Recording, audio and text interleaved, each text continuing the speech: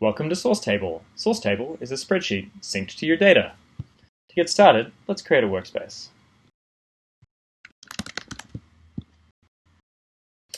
Okay, first thing to keep in mind is that anyone you share your workspace with will have at least read-only access to your data.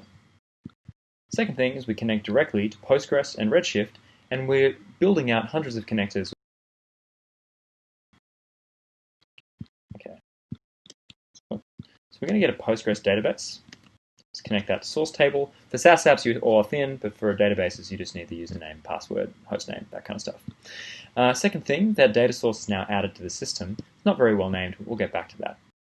Let's create a spreadsheet. Okay, everything from here should feel very familiar. If you know how to use Sheets or Excel, the good news is you already know how to use Sourcetable. You have 450 formulas out of the box, pivots and bar charts, line graphs, all coming soon. If you want to access your data, we use the sidebar. Let's rename this. It's not very well named.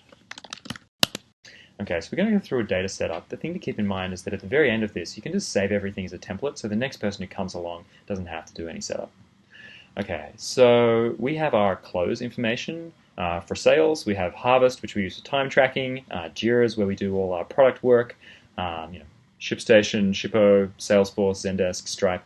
We just add lots of data to the system so that way we can do modeling from it. But for now, let's just find out who did what work inside Jira. So we're going to go looking for Jira tickets. Keep in mind, everything in this sidebar here is effectively just SQL abstracted way for the user, and they don't even need to know what SQL is. I'm going to get the summary and the status of our Jira tickets that Jeff and I work on to build Sourcetable.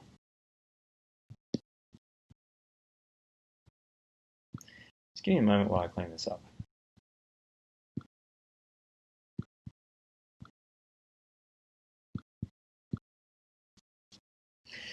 The thing to keep in mind on the left, what you see as a table is actually called a source table inside this system. And the reason is because it's connected directly to your source. That's the thing that makes Sourcetable powerful. You can, of course, rename these. And then you have named objects inside your system. So, for example, if I want to do a sum of my Jira issues, I can now go sum, and then I can do Jira issues, tab across, look for status, tab across, and then I selected the column from the database, no coding required, and we're able to do modeling straight away. Of course, we might want to add filters or sorts or date ranges or anything like that, and all the numbers will automatically update. So if you're doing return on ad spend, CAC, lifetime value, churn, anything like that, all of the models that you make will just stay up to date forever. Okay, so that's automatically updated. Let's do a join now, just so you can understand how that works. Let's find who created this Jira ticket. So there's obviously a lot we can do to improve this, auto-suggesting joins, transforms, all that kind of stuff. But for right now, we have a green light, we're good to go, we have a working join. I'm going to pull in the name of who created these Jira tickets. Okay, done. Now I'm going to skip ahead now to a more advanced version of this, which actually is just modeling who did all the work inside Sourcetable. The way that I did this is I joined 4 tables together, and then I'm able to say, okay, I do all the spreadsheet formulas I'm used to doing, but if I need to, say, change the date range of the query or add extra stuff, I can now start inspecting that data.